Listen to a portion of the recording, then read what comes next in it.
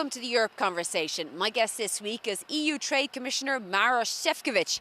He's in the middle of a 90-day window of negotiations with the United States over trade tariffs. He says he's hoping for a fair and balanced outcome, but he says EU standards on food are not up for negotiation. Commissioner Šefčovič, EU Commissioner for Trade, thank you very much for joining us on the Europe Conversation. Thank you very much for the invitation. So we've been talking about Brexit for years, and there's always been a lot of rancour around the EU and the UK moving apart. But earlier this week, we saw a tiny movement towards each other. I mean, was that a sort of a victory for you after all your years of turmoil? I think we really made a very important step forward, and we are opening the new chapter in the EU-UK relations, and we clearly covered lots of ground also in the new areas where we want to cooperate much more closely. But obviously you wouldn't have been surprised at some of the messaging in some of the UK press saying that Keir Starmer was stitched up like a kipper and this was a surrender summit. Did you get guarantees that a further government in 5 years' time or so in the UK, a Tory government, couldn't break the deal made from the UK and the EU?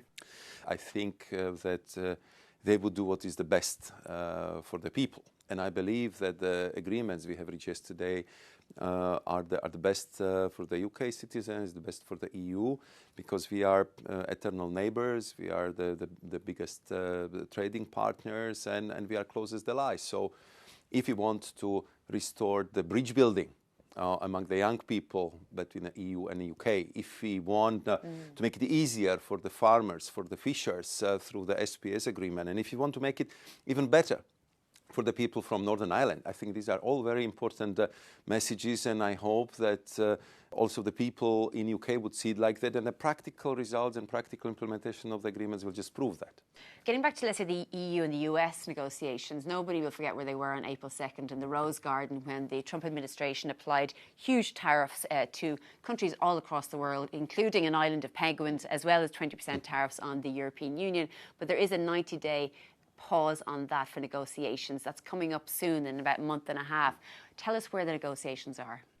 I spent quite some time with my both interlocutors, be it Secretary of Commerce, Mr. Latnik, or US Trade Representative Ambassador Greer, and I have to say that we are almost in permanent touch. We are talking over the phone. We are communicating via all possible channels, and we are preparing for another round. I mean, we are ready to have technical discussions now on, I would say, the scoping process, which we just completed. Is that new, though, Commissioner? Is that a decision in recent days that you've actually moved to a new raised position now that you're actually talking much more specific? Yeah, I think we are now on much more specific discussions. Of course, what is very important for us is that the deal, which I believe we will reach in the end, is fair and it's balanced, because I think this was very, very clear message which I got when we've been debating this issue on the level of the trade ministers of the European Union. We, as a biggest trading partner of United States, clearly deserve the equal treatment, fair treatment, and this is what we are aiming in the deal with the US. So what we proposed was several areas where we believe that we can achieve much more if we work jointly, be it energy security, be it dependencies in the critical minerals, or be it the whole area of the digital cooperation. Because as we know, the United States said 0% tariffs is a nice start, but we want greater access to your markets when it comes to agriculture. Is that a red line for the Commission, that it won't reduce scientific-based standards when it comes to agriculture production? I think we've been quite clear that we clearly would preserve our regulatory autonomy. And if I follow a little bit the discussion in the United States of America, I mean, there is also lots of talk about, having healthier food, what should be, the composition of the food processing and so on and so forth. And I think we already had this discussion in Europe, and we are very proud of our health and safety standards if it comes to food, if it comes to agri-food production. We are going clearly to stick to them. So that's not going to happen, because that's something that they are being pushing for. They keep saying they don't take our meat, they don't take our agricultural products. Are you going to be able to change that in any way? It's not a 100% correct statement, because we we take their products if they respect the health standards of the European Union. And as far as I'm following the discussions in US, they're also kind of pointing into that direction to have healthier food, less chemicals, more focus on the organic production and all these things which already, we discussed and agreed upon in the EU. So everything depends on the standards. We respect American standards. We of course ask the Americans to respect the European standards. So that's not up for negotiation, standards? I think if it comes to health and safety issues, clearly these are not up for negotiations. The other issue that they have is the VAT is a form of collecting tax. They say it's a non-tariff cheating. And they don't really get that. Obviously, they pick up taxes in other ways, but VAT is a problem. Is that something, is that a red line also for the EU?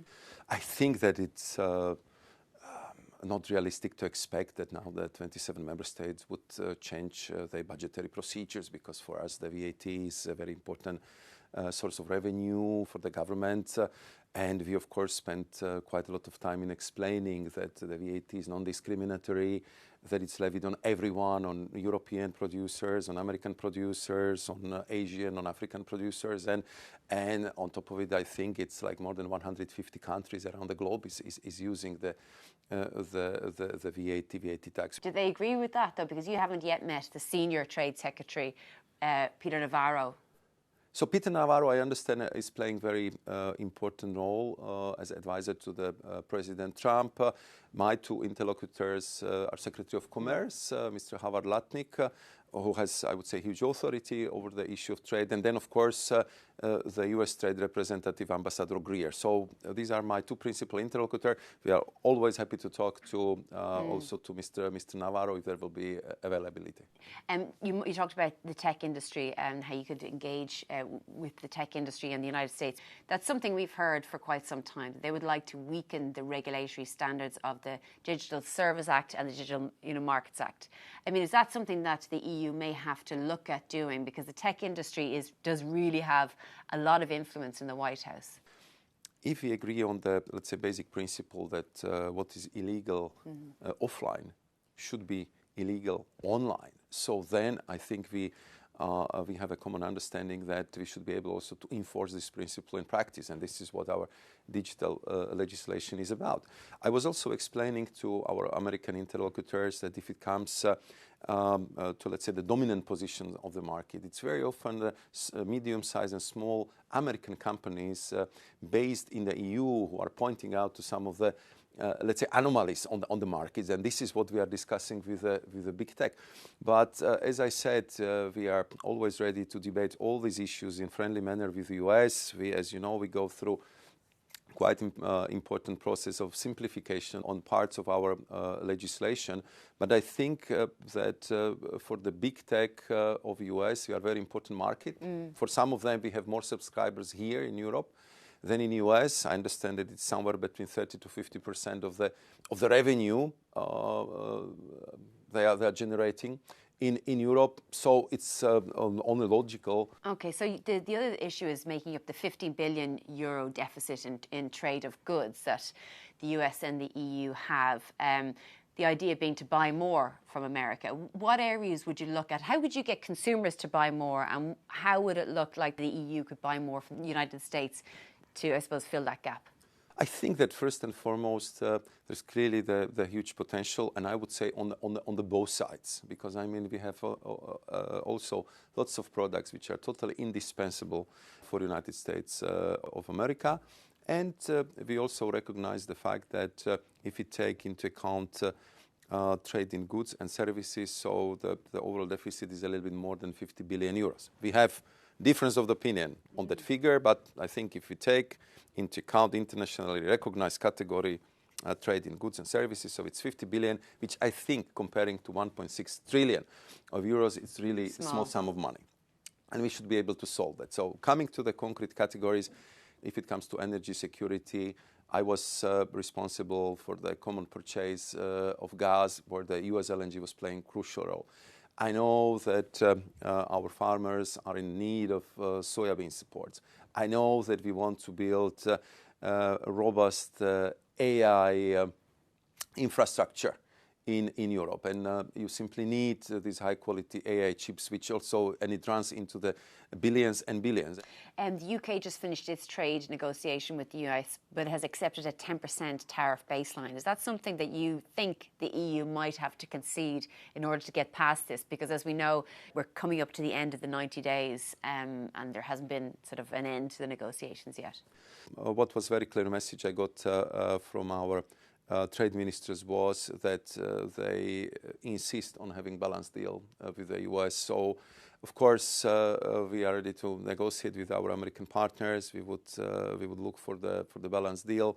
Our UK partners, they concluded the negotiations. Of course, there is a lot what is in the paper. There is a lot which still have to be worked out because it was, I think, very important framework agreement with a lot of things to be done in the future. But you couldn't accept 10% tariffs, though, could you? I mean, what we want is a symmetrical, fair deal, and this is what we'll be pushing for. Okay, because the countermeasures, of course, that the EU has ready to go if the negotiations fail. I mean, there's things like whiskey and bourbon are on them. A lot of countries in negotiation to make sure that wasn't on the list.